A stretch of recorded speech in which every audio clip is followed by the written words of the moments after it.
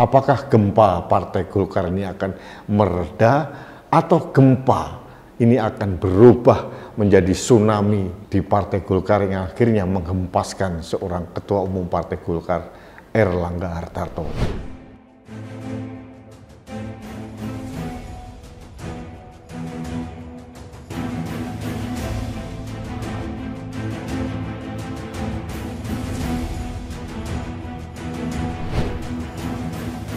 Halo sahabat Indonesia, kita bertemu kembali dalam Opini Rudi. Sahabat Indonesia, saya sedang membaca buku, ini karangan dari sahabat saya, senior, politisi senior dari Partai Golkar, Bapak Dr. Andes Agun Gunanjar Sudarsa. Beliau menulis tentang pemilu damai, berintegritas, dan menyejahterakan. Buku ini menarik karena ditulis oleh seorang politisi senior, apalagi dari Golkar. Nah, terkait dengan Golkar, saya ingin memberikan komentar karena beberapa hari terakhir berkembang berita yang saya baca di media mainstream, ada gempa di tubuh Partai Golkar. Gempa ini dipicu oleh para senior-senior dari Partai Golkar yang merasa kegerahan, dianggap Ketua Umum Partai Golkar Airlangga Hartarto itu tidak mampu menaikkan elektabilitas Partai Golkar. Intinya mereka meragukan kapasitas dan kapabilitas dari seorang Airlangga Hartarto. Apalagi ada dugaan pada waktu Rakernas yang terakhir kemarin, seolah-olah Airlangga Hartarto ini menafikan hasil Munas. Hasil Munas, Airlangga Hartarto sudah diamanahkan oleh para peserta Munas untuk menjadi calon presiden. Tapi ini didegradasi di Rakernas. Pada waktu saya memberikan opini tentang Rakernas Partai Golkar, saya juga bertanya-tanya, apa ya mungkin Rakernas yang levelnya di bawah ini bisa merevisi hasil Munas. Biasanya hasil Munas ya harus direvisi melalui Munas juga atau minimal Munaslup. Tapi karena saya bukan dari Partai Golkar, saya tidak tahu ADART-nya seperti apa, tapi logika awam itu aneh. Hasil Munas seolah-olah dibatalkan atau dikoreksi oleh Rakernas. Tingkatnya lebih rendah. Itu sudah saya pernah komentari. Pertanyaannya, mengapa para senior Golkar yang menurut saya tokoh-tokohnya itu sudah selesai dengan dirinya, sudah tokoh-tokoh yang sangat sepuh, mereka saya pikir hanya satu, kepedulian mereka terhadap Partai Golkar untuk menyelamatkan Partai Golkar. Jadi kalau mereka sudah turun gunung, pasti ada sesuatu yang perlu mereka perbaiki di Partai Golkar.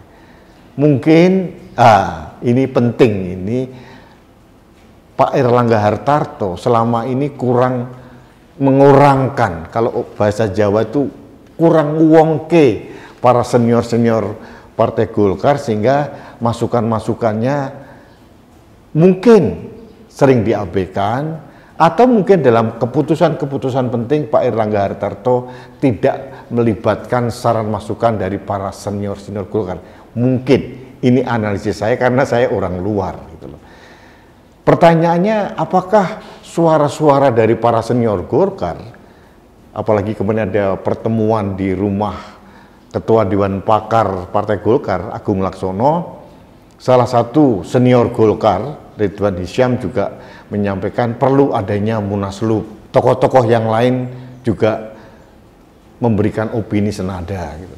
Karena mereka merasa sudah hopeless gitu, atau sudah tidak ada harapan lagi kepada seorang Ketua Umum Partai Golkar yang sekarang, Airlangga Hartarto. Ini analisis saya, karena saya lihat pemilu sudah di depan mata, kurang dari 6 bulan atau mungkin 7 bulan lagi Partai Golkar harus berlaga di kontestasi pemilihan legislatif atau pemilu.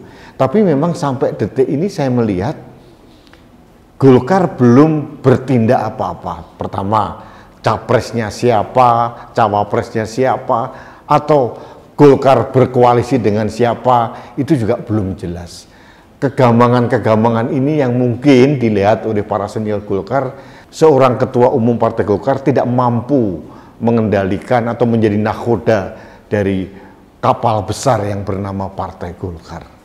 Kalau kita menganalisis tentang Partai Golkar, ini sangat menarik sekali karena ini lahir dari zaman Orde Baru, kemudian pada saat reformasi bertransformasi menjadi Partai Golkar, dan kita tahu tokoh-tokohnya luar biasa, sudah makan asam garam perpolitikan di Indonesia, dan mereka mempunyai infrastruktur yang sangat lengkap, mulai dari pusat sampai ke desa-desa.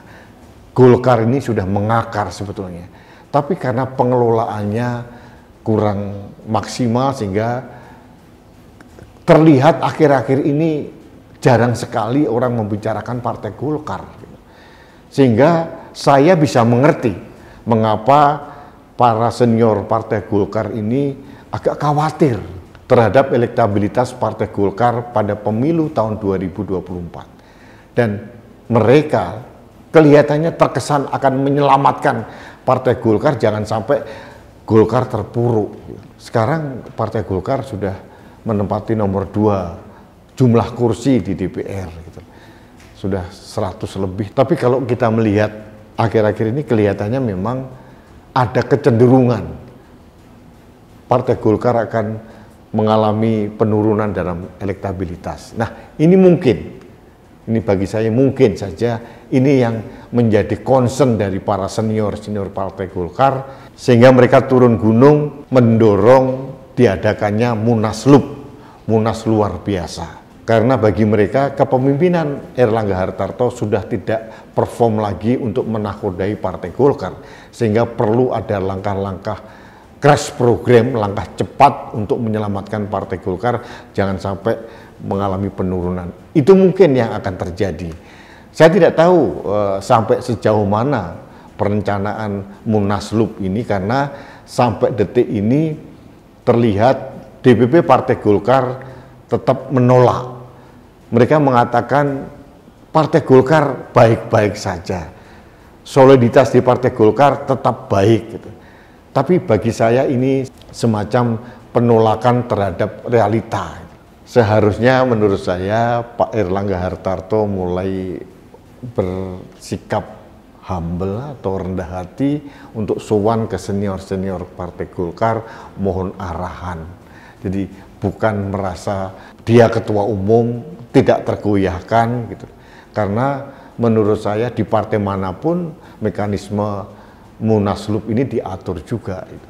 Kalau tidak salah minimal 2/3 dari DPD Partai Golkar di seluruh Indonesia kalau sudah mengusulkan terjadinya Munaslup maka akan terjadi juga gitu.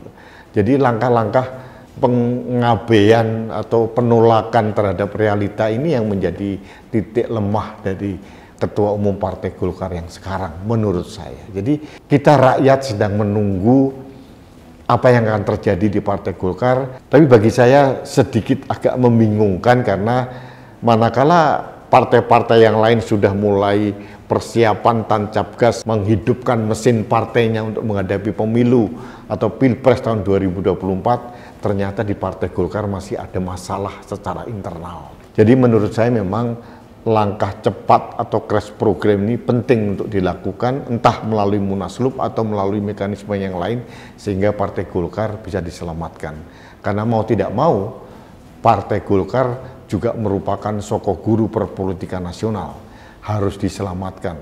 Ini rumah besar dan pernah menjadi pemenang pemilu untuk beberapa dekade di negeri ini.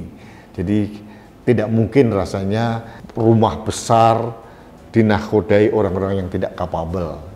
Jadi saya sebagai rakyat atau pengamat politik melihat bahwa wajar kalau orang-orang sepuh, senior-senior Partai Golkar yang menurut saya sudah dalam level selesai dengan dirinya, akhirnya mau turun gunung untuk menyelamatkan Partai Golkar.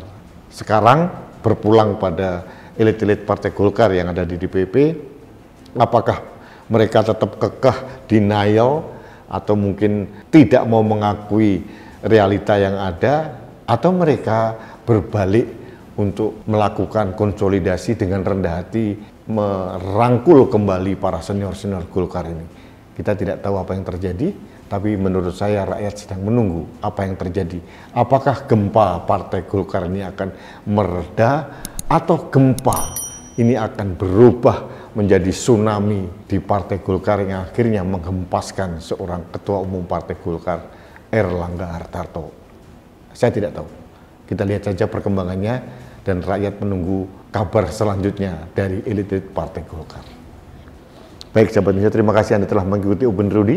Kita bertemu kembali dalam Opini Rudi selanjutnya. Salam satu Indonesia, salam Pancasila, salam Indonesia damai. Saya Rudi SKM.